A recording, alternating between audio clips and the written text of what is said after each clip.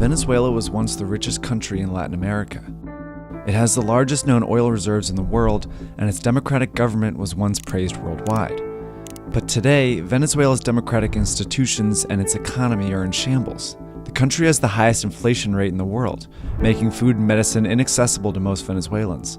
Over the last 4 years, its GDP has fallen 35%, which is a sharper drop than the one seen during the Great Depression in the US. And the country's murder rate has surpassed that of the most dangerous cities in the world. These conditions have sparked months of protests against the president, Nicolas Maduro, and it's easy to see why. The country has become measurably worse since his election in 2013. A poll showed that about 80% of Venezuelans want Maduro removed from office. But instead, the opposite has happened. Maduro has consolidated his power, bringing the country closer to authoritarian rule.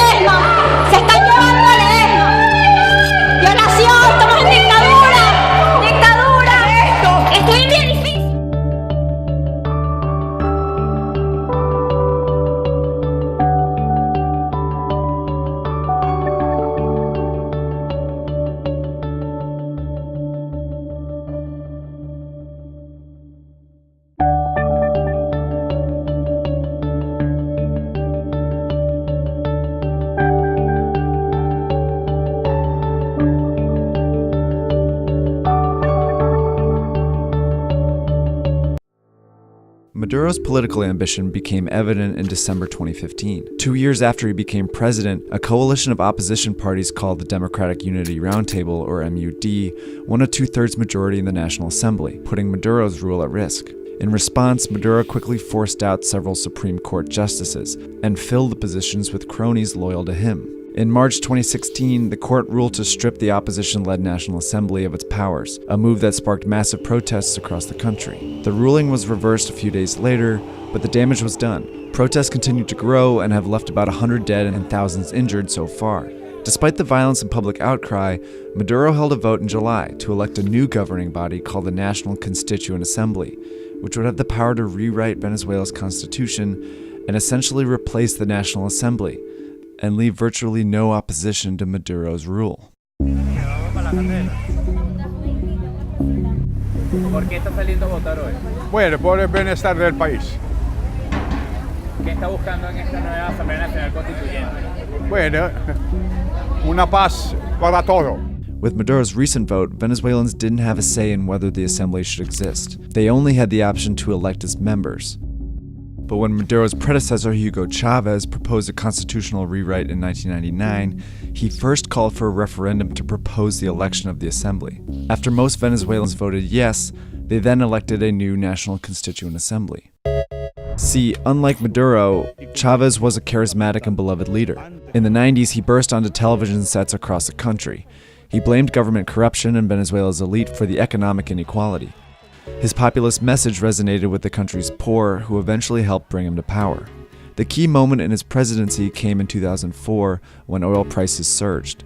Venezuela's petroleum-dependent economy started booming, and Chavez went on to spend billions from the profits on social welfare programs for the poor. He subsidized food, improved the educational system, built an enviable healthcare system, and reduced poverty by more than half. These programs certainly helped the poor, but they served a purpose for Chavez as well. In order to be re-elected, he needed to keep these millions of poor Venezuelans happy, so he rigged the economy to do just that. He didn't scale back Venezuela's dependence on oil, and his unrestrained spending led to a growing deficit, which meant all of these programs would be impossible to sustain if oil prices fell. After Chavez's death, when Maduro took office as his handpicked successor, that's exactly what happened. Oil prices plummeted in 2014, and Maduro failed to adjust.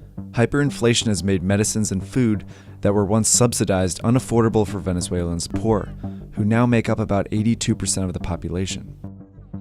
Like Chavez, Maduro has also rigged the economy to keep himself in power, but this time it's not benefiting the poor. He's exploited a complex currency system put in place by Chavez. Maduro set the official exchange rate at 10 bolívares per US dollar, but only his friends and allies have access to this rate. In reality, the Venezuelan currency has become basically worthless. Most Venezuelans get their dollars on the black market, where the rate is about 12,000 bolívares per dollar. The military, which got complete control of the food supply from Maduro in 2016, is reportedly profiting off this currency crisis. They import food at Maduro's special currency rate and sell it on the black market for a massive profit. So for military generals and political allies of Maduro, the crisis has offered a lucrative opportunity which has helped Maduro stay in power.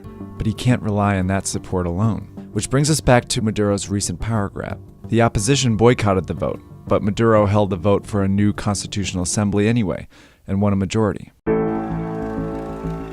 Protests on the streets of Venezuela turning deadly after President Nicolas Maduro declares victory. The violence on Sunday, very real. The bomb went off near some motorcycle police, wounding several. Election day clashes between protesters and police claiming at least 10 more lives. At least one candidate has been murdered, shot to death. La elección de la Asamblea Nacional Constituyente es un fraude abierto, el mundo lo ve, lo ha visto, está claro, todos están claros de lo que sucedió. Ahora, lo que hay que seguir es seguir buscando la libertad, porque nosotros vivimos en libertad y sabemos lo que es eso. Para allá vamos a ir. Lo que sucedió ayer fue el más grande fraude que se haya cometido en cualquier elección nacional. Era un fraude cantado, ya se sabía que iba a ser una elección con poca asistencia, pero con una gran participación forjada por el gobierno. Maduro's government is trying to create the illusion of public support. The government claimed about 8 million people, or 40% of the country, voted, but experts put that number much lower, at just 3 million people. The international community, including Peru, Canada, Spain, Mexico, and Argentina, condemned the election. The US imposed financial sanctions on Maduro and members of his government. But Maduro's assembly, filled with loyalists, convened anyway, and it swiftly removed Attorney General Luis Ortega, leader of the opposition. Armed groups reportedly arrested several other opposition leaders too. Whether the group will rewrite the constitution or postpone the next presidential election remains to be seen. For now, Maduro has unprecedented power over a country that continues to spiral out of control. Esto está cada día peor, mi querido. Si este hombre no se va, aquí Venezuela, bueno, ya. Una guerra. Una guerra aquí. Aquí lo que hay es guerra, una guerra.